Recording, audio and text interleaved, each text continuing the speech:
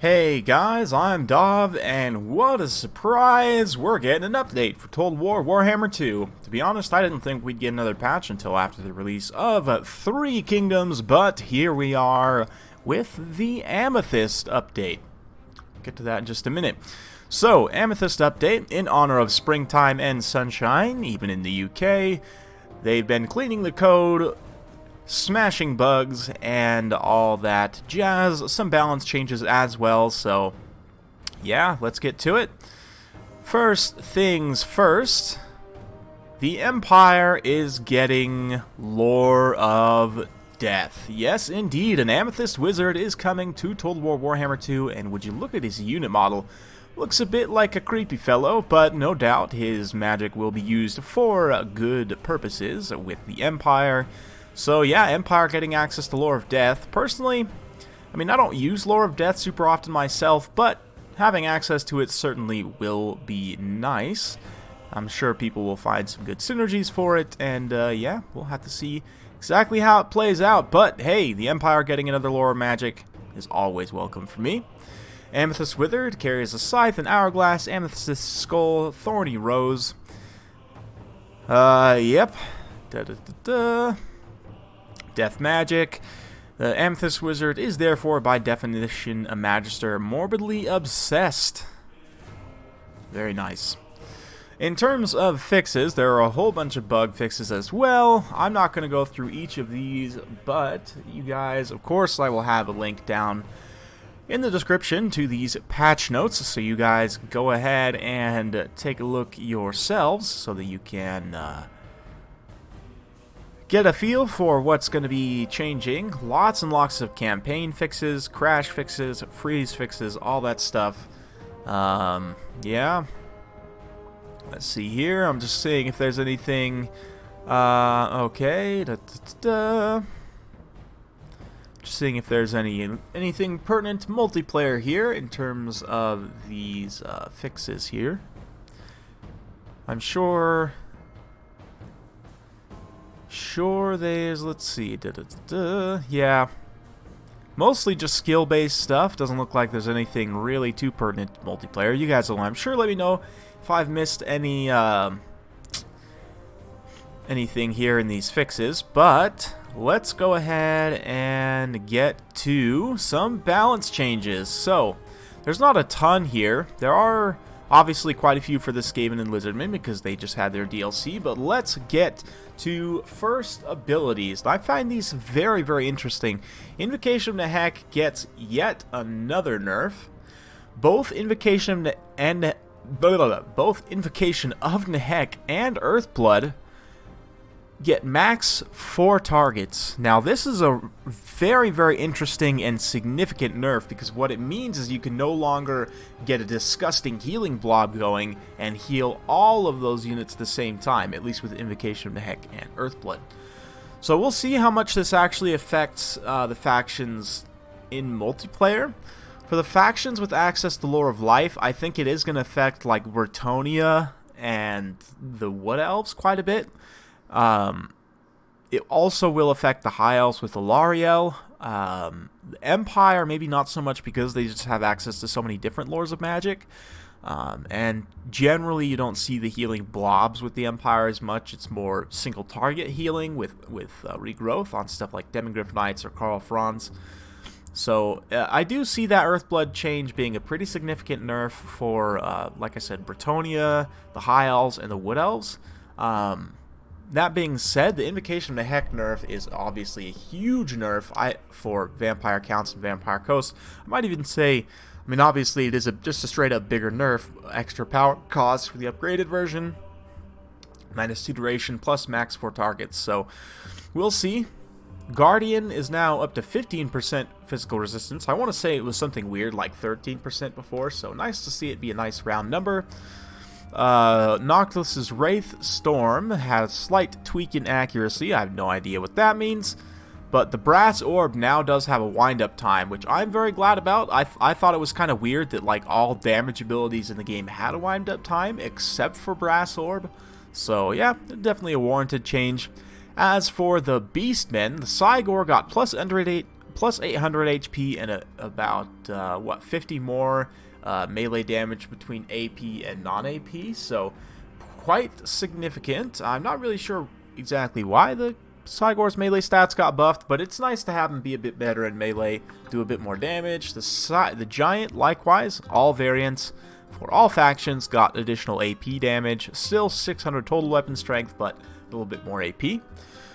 Ungor Spearman Herd, Unshielded, got a little bit more leadership and a little bit less charge bonus. That extra leadership is quite nice. Moving on to the Dark Elves, Cold One Knights got a little bit of a nerf, as did Cold One Dread Knights. Cold One Knights, honestly, a little bit too strong in this last patch, so I think that's just fine. Again, the Cold One Chariot, same thing. Not a huge nerf, but -1 melee attack and defense is a tiny, tiny nerf. Alright, so, Lizardmen. Lord Croak got plus 100 cost, absolutely warranted, and minus 10% damage on Deliverance. It's a 1, 2, and 3. Again, completely warranted. Lord Croak was probably a little bit overpowered before, so that's fine. Ancient Salamander, minus 25 projectile range, minus 5% explosion damage, slight increase in entity size. Okay, so he's a little bit better. Even less HP, so this means the Ancient Salamander is now rocking the lowest, I want to say by far the lowest HP pool of any big monster, I want to say.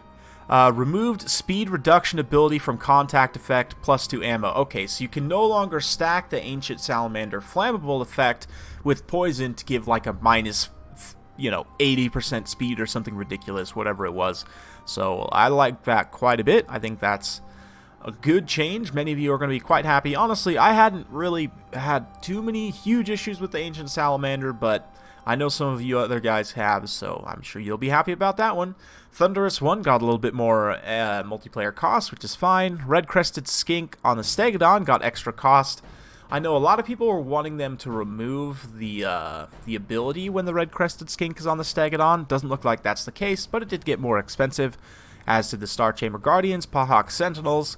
Ark of Sotek is now 1050 instead of 1100. Tic-Tac-Toe got the Drop Sphere. Tepok is now free in multiplayer, and it's a default ability. That's great. Croxagor's got minus 2 AP melee damage. That's fine. Croxagors are pretty good before. Horned Ones got a little bit more expensive, and the Cold Ones Riders and Spear Riders got the same nerfs as the Cold One Knights for the Dark Elves.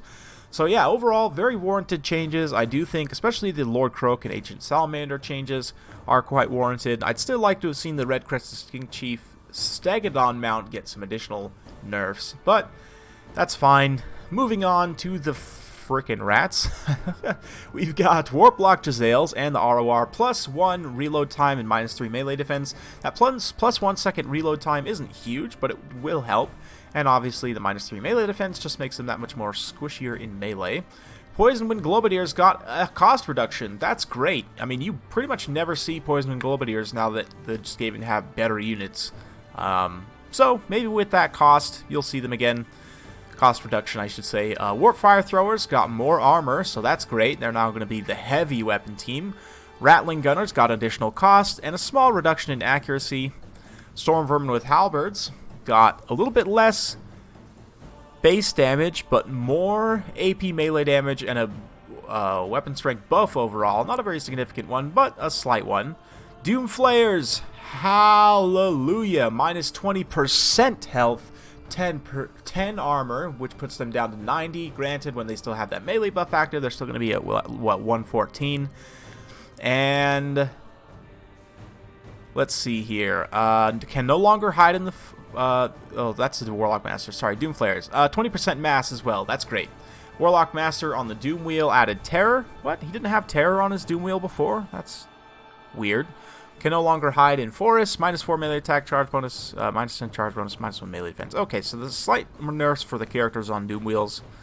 And they can no longer hide in forests. Same with Ikit on the Doom Flare. Can't hide or cause fear. So yeah, I actually think the Poison Globadier change is interesting. I still don't think you're going to see them much, but Jazale's getting an extra reload time. I'm sure some people would have wanted to see more nerfs for them. The Doom Flares, I mean, obviously, we'll see. I would have liked to have seen them maybe increase the hitbox, the ranged hitbox, especially for Doom Flares, but it doesn't look like that's the case here. We'll see. This is a pretty significant nerf for Doom Flares, so we'll see kind of how how it ends up playing out in live, but certainly I think that is a warranted change, especially 20% health is a huge nerf.